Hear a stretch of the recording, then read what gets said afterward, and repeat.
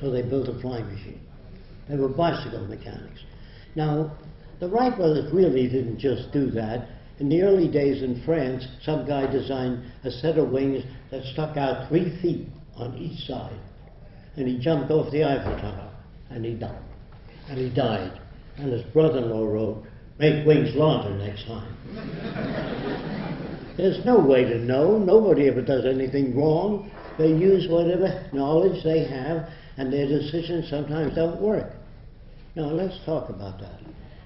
When this guy's brother-in-law wrote, "Make wings larger next time," somebody made larger wings, but he didn't jump off the top of the Eiffel Tower. He jumped off a lower region. And he flew for a while, both wings went like that. And somebody, a fisherman, with a lot of rope, says, "You got to brace your wings so they don't go like that." Oh, thank you. So men build upon other men. This is going to be hard to accept. Man, this includes me, cannot think or reason. Oh, that's bullshit. If you're not exposed, if an Eskimo, if you ask him, "What do you want?" You can have anything. He says, "Well, I like a strong igloo." He's not going to ask for a prefabricated building with photoelectric cells on it. He can't ask for that because he's never been exposed to it. Then there's another bullshit word which is going to hurt a lot of you: love. Now let me tell you what's the matter with it. Is there anybody here that's perfectly satisfied with everything you've ever done? Of course not.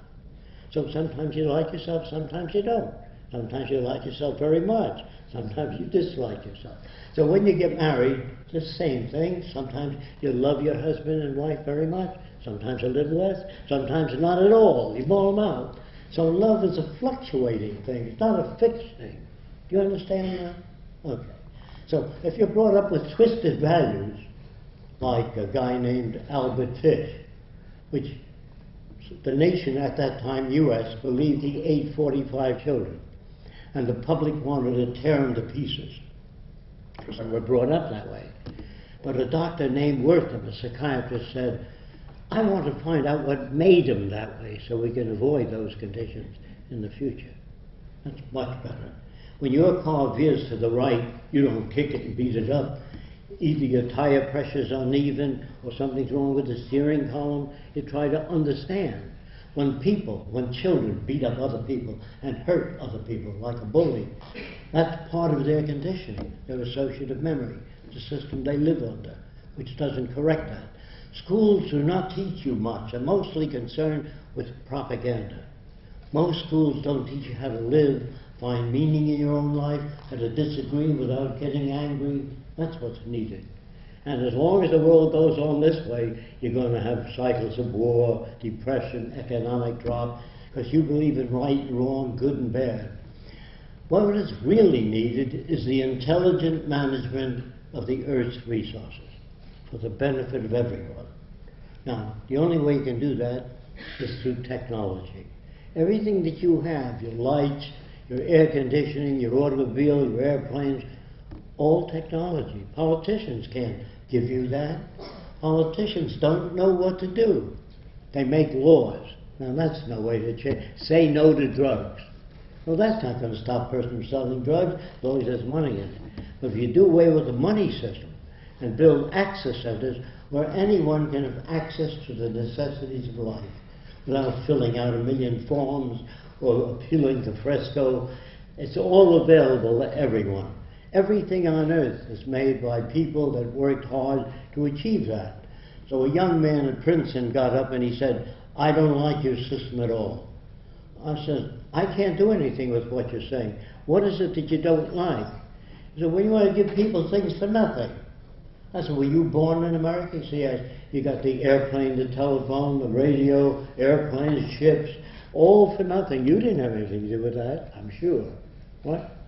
So I said, "Does it hurt you?" He said, "No, but I don't like the idea of people getting things for nothing." So I said, "Are you paying your way through Princeton?" He said, "No, my dad is." Does that bother you? Does that hurt you? He says, "I still don't believe people ought to get anything for nothing." So I said, okay. Your dad is wealthy, as I understand it. He said, "Yes. When he dies, you want his money to go to the Heart Fund and the Cancer Fund, not to you, because you don't believe anybody ought to get anything for nothing." He said, "Just a minute," because I laughed all the time. When I say people hardly know what they're talking about, because they're not brought up to be sane. They're brought up to fit in with the establishment. So it's very hard to ask people, what do you vote for? I believe in democracy. There's never been a democracy anywhere in the world. There can't be a democracy if people have different incomes. If you get minimum wage and your kid gets sick, you can't take him to a doctor because you can't afford it. So he buys a used car. The used car breaks down more than a new car, and he's up to debt over there. He has to take his kid to a clinic, lose a day's pay, and he's on minimum wage to start with.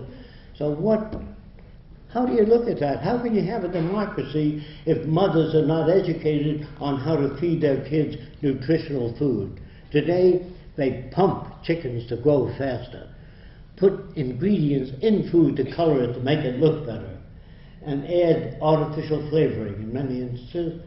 And so you don't get the best food. In the future, the medics would be concerned with and the nutritional experts would be concerned about the food people get.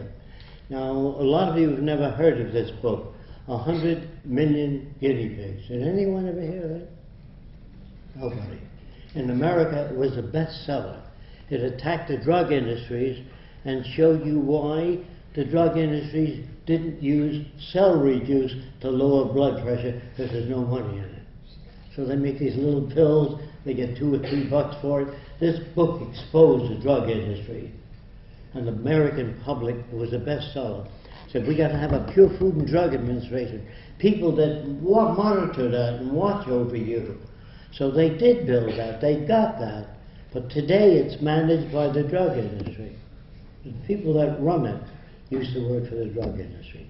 So you see, everything becomes corrupt in the monetary system. I'm sorry about that. So when I say to you, go to your big department stores or your food stores, you'll see lots of stuff. We are now capable of producing in abundance.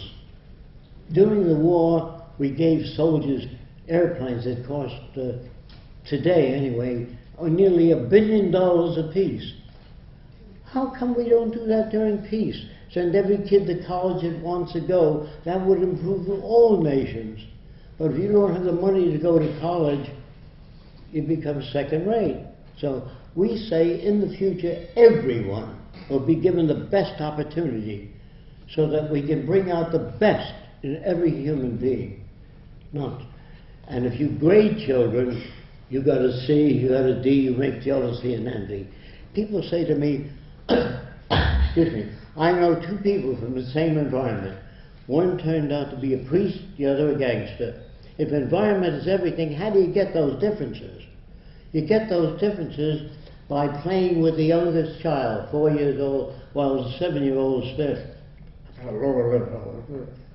You can't play with one kid. This is my youngest kid. You must take the older kid, put him on your lap, and the younger kid and say, this is your baby brother. Never say to a girl, why can't you be like your sister? She puts everything in her place, you leave everything all over the place, I have to pick up after you. Then the sister becomes jealous. That's where jealousy comes from. It comes from poor manipulation of the variables. In human behavior, if you give one child or treat one child as your favorite, you hurt the other children. If you grade children in school, you hurt the other kids. I got an A, what did you get? F, failure, you know. So people have different attitudes. So people that steal, all of us, by the way, are prostitutes in this system.